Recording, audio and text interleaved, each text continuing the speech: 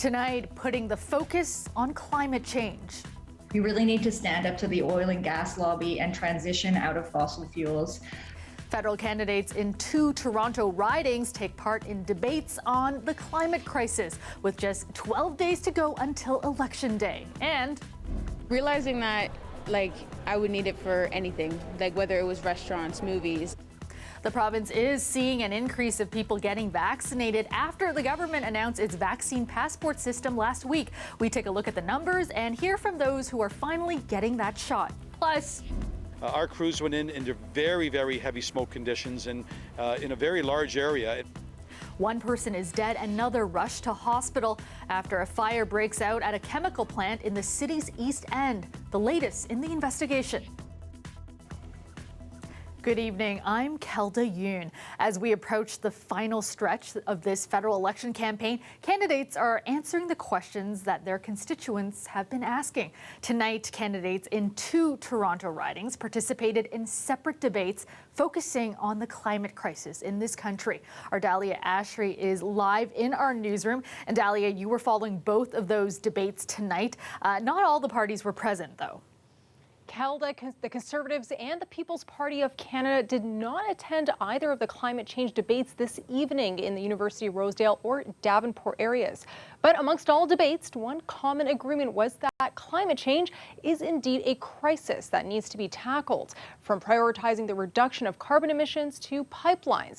And while some disagreements were had, the overall atmosphere for the night at the University of Rosedale riding debate was fairly amicable, which, according to one political science expert I spoke with, could have gone differently had the Conservatives joined tonight's debate.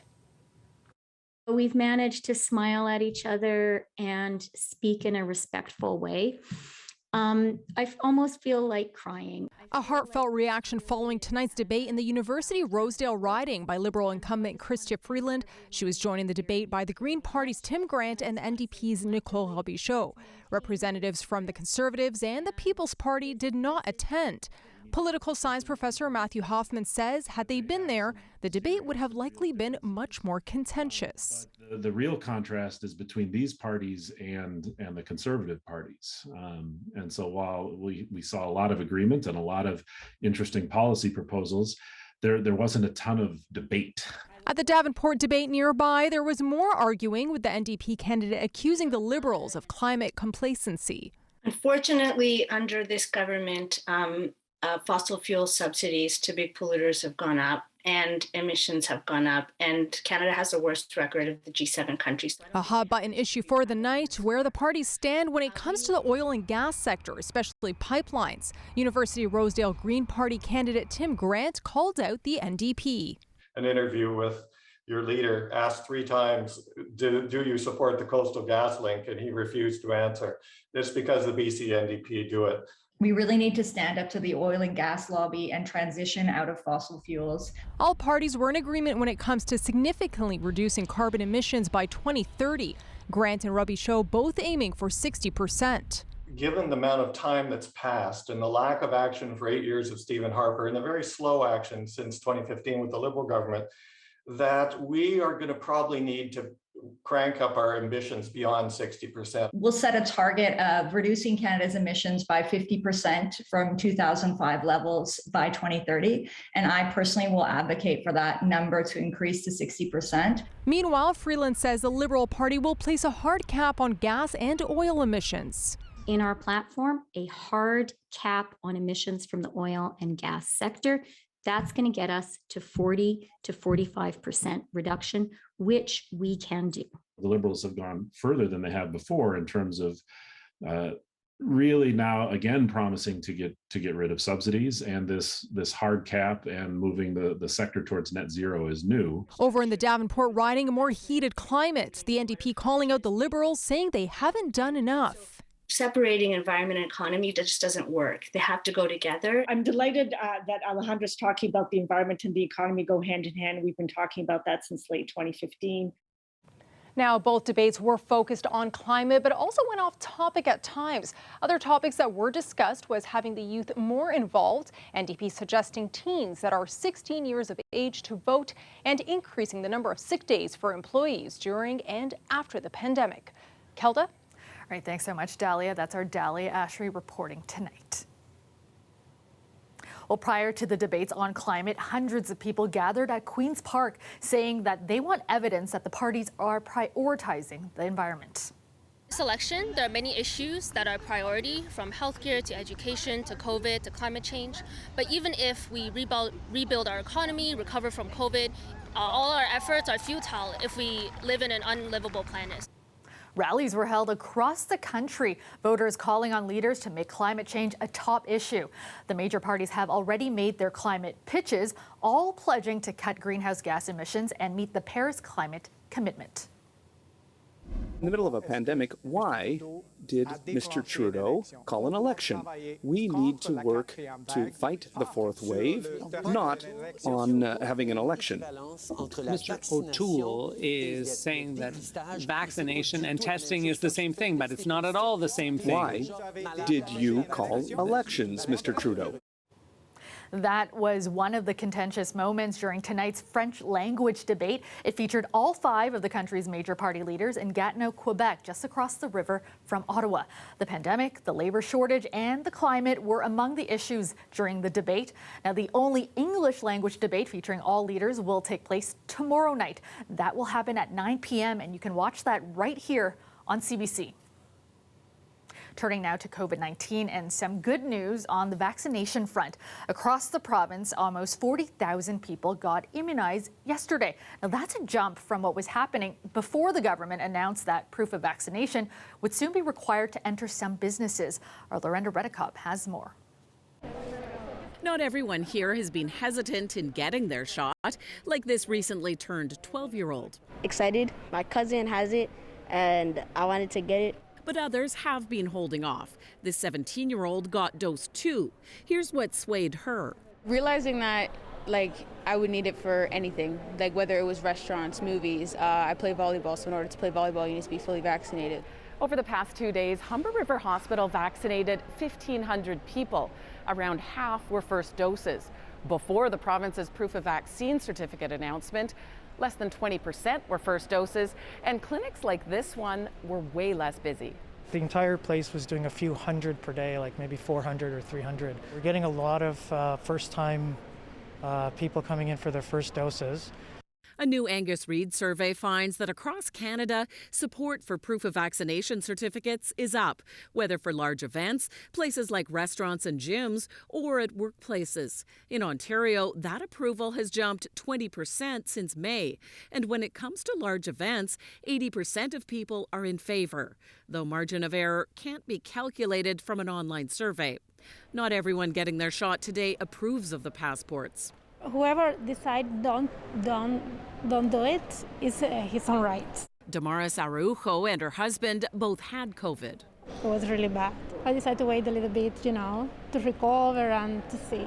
Painful, especially the muscles, the head, some fevers. But in the end, needing the shot for work convinced them. We are really feeling kind of pressure for this kind of vaccination. The City of Toronto wants to hit the goal of 90% vaccinations for everyone eligible. That's another 336,000 people. We have already vaccinated millions of people. We have thousands to go. Not millions more, thousands more. It plans to add more mobile clinics, including offering more vaccines at TTC stations and hold a day of action. Lorenda Redekop, CBC News, Toronto. As tens of thousands of students get set to return to school tomorrow, Ontario NDP leader Andrea Horwath says not enough has been done to ensure their safety. If we were in charge right now, we would have been investing the dollars necessary to do the kinds of things that we all know would help keep our schools safe. Horwath says an NDP government would ensure smaller classroom sizes, as well as mandatory vaccinations for education workers. The Chief Medical Officer of Health says the province is doing everything it can to ensure students are safe and can stay in class this year.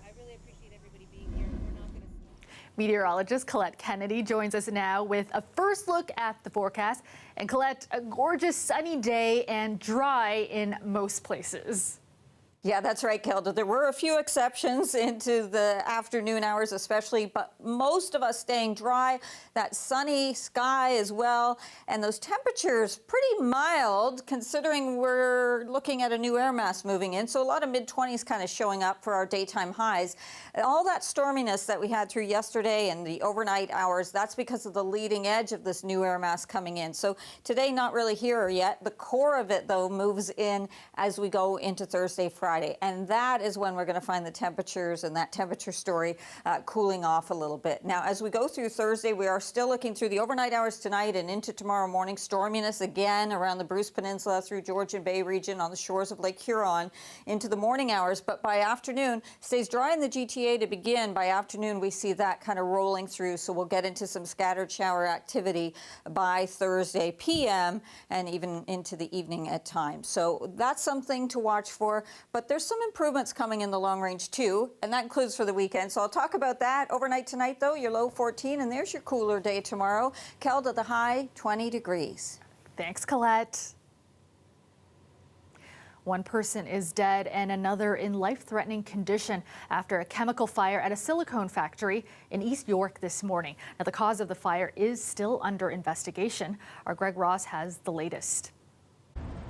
Fire crews arrived at Siltec just before 10 o'clock this morning.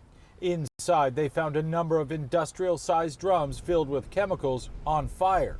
Crews immediately began evacuating the building and looking for anybody who may have been injured in the fire. Our crews went in into very, very heavy smoke conditions and in a very large area, and were able to locate two individuals quickly, brought them out as quickly as possible in significant distress. Two people with severe burns were taken from the building. One of them was pronounced dead on the scene.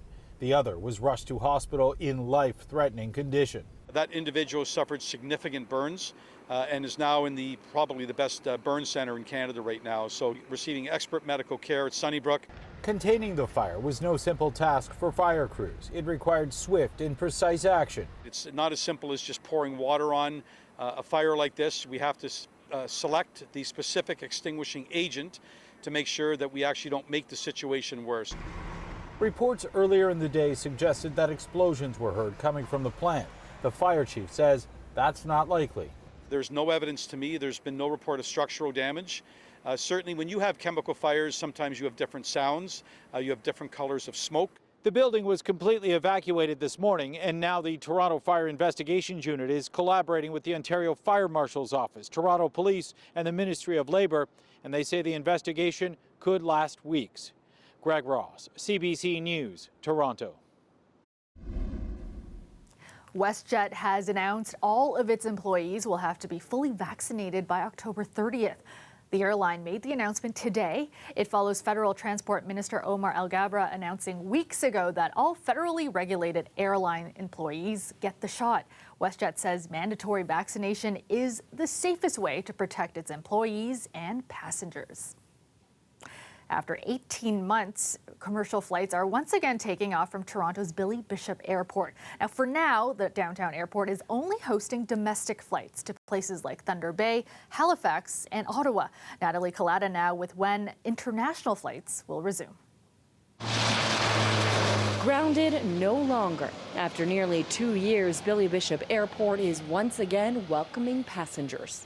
With everything shutting down, it was a lot of virtual meetings, and now I get to physically meet my coworkers again. I haven't seen my folks for 2 years, so it's a nice, I'm excited about seeing them again. It's really nice, but it's also a little bit weird, and it feels like I'm walking into like a post-apocalyptic land. Pandemic protocols are in place. Last month, Porter Airlines announced staff must either be fully vaccinated or present a negative COVID test 72 hours before their shift. Air Canada, which also flies out of the airport, has a similar policy, and starting October 30th says staff who are not vaccinated will face termination or be sent on unpaid leave. Despite the fourth wave, officials say today's restart is going well. To Thunder Bay, for instance, there's 70-80% full aircraft today, which is great for a Wednesday. Flights to the U.S. are expected to resume next week. Porter president and CEO calls it a progressive reopening. Between now and October 6, we'll be bringing on roughly 60% of our pre-pandemic capacity. But by October 6, we'll also be serving all the destinations that were in our route network prior to the pandemic. The airline has also revamped its aircrafts and purchased others and says it plans to expand where it flies. Starting mid-next year, offering destinations coast to coast, Canada and the U.S., Mexico and the Caribbean. So it's going to be a very exciting time. Today's restart, say officials, is exciting for the city too. The airport has become so intertwined with the economy of Toronto and job creation and economic recovery that this is more meaningful than just an airport restarting commercial services. It moves beyond that. These are signs of hope. These are signs for reasons for optimism. These are signs of renewal. Today's resumption of commercial flights at Billy Bishop is fitting. It coincides with the 82nd anniversary of the airport's first commercial flight back in 1939. Natalie Collada, CBC News, Toronto. You're looking at a live shot of the Toronto skyline. It's mainly clear and will remain that way overnight after a gorgeous sunny day. Currently, it's 21 degrees downtown.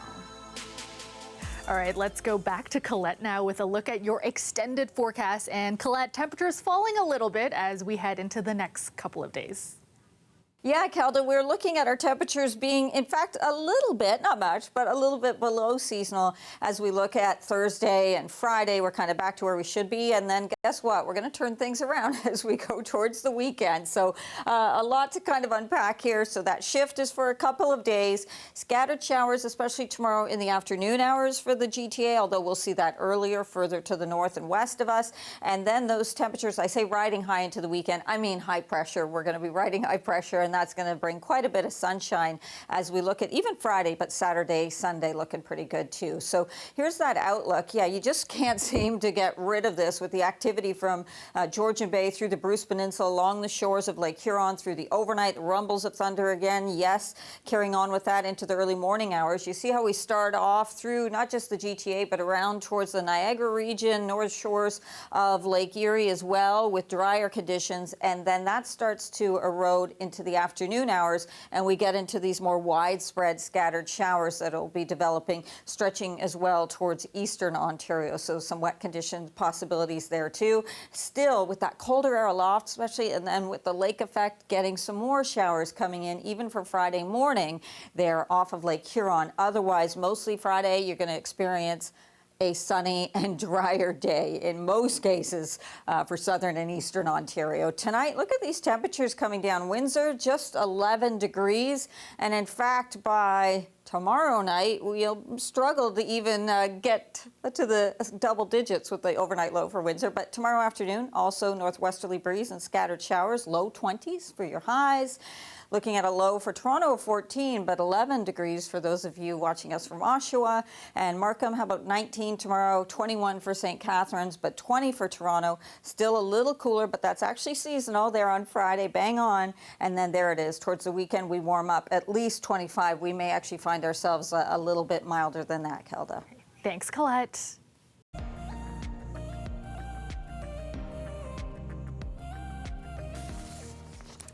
The Toronto International Film Festival officially kicks off tomorrow, and while organizers are trying to give festival goers as normal an experience as possible, a mix of in-person and virtual events means things will still look very different than in previous years. Our Jessica Ng has our TIFF guide and gives us a peek at a few movies to keep an eye out for. The 46th Toronto International Film Festival starts tomorrow, but festival goers say the usual hype is missing. I know the movies will still be very great, but the energy is so very different. Seems very quiet. I came down just specifically to look about getting some tickets, and I was surprised they didn't have more posters around. Before the pandemic, hundreds of thousands of people would check out Festival Village, a cordoned-off section of King Street West, usually filled with vendors and posters for the festival's biggest draws. But not this year. This iconic sign is a mainstay of the festival and can usually be found in the middle of closed-off King Street. This year it's in a shaded corner outside of the TIFF Bell light box. And that's just one sign of how different this year's festival will be. This year's edition is advertised as a hybrid of past festival offerings. We're excited to see you both in person and virtually. Online, there are streamed events and screenings, as well as extra content like Q&As with filmmakers. TIFF is also bringing back select in-person gala and special presentations at the Lightbox. The Princess of Wales Theatre, Roy Thompson Hall, Scotiabank Theatre, and the Cinesphere Theatre at Ontario Place. We are House Atreides. There is no call. We do not answer. Where the highly anticipated Dune will have several showings. This is a famous sci-fi novel, now adapted by perhaps one of the most successful Canadian directors working right now, Denis Villeneuve. Then there's The Power of the Dog, and it stars Benedict Cumberbatch, and it just looks amazing, like elemental. Which you can take in with a view at the Ontario Place Drive-In. Masking required and no food or beverages in theaters. Staff and audience members will also need to show proof of their vaccination status or a negative COVID-19 test from 48 hours before entry. God has a voice in this. Other hot picks include The Eyes of Tammy Faye, starring Jessica Chastain and Andrew Garfield. That, to me, is a sign that the Oscars are coming. Spencer, another Princess Diana movie, starring Kristen Stewart. And Scarborough, the film adaptation of the book by Scarborough author Catherine Hernandez. I'm actually just really thrilled that with the festival that they've decided to be super safe, because the movie is about community. This year's festival runs tomorrow until September 18th. Jessica Ng, CBC News, Toronto. And that's our show for you tonight. Thank you so much for watching. Dwight Drummond has your next local newscast tomorrow at 6. And our 11 o'clock show is preempted tomorrow for the Leaders Debate. I'll see you back here on Friday. Have a great night, everyone.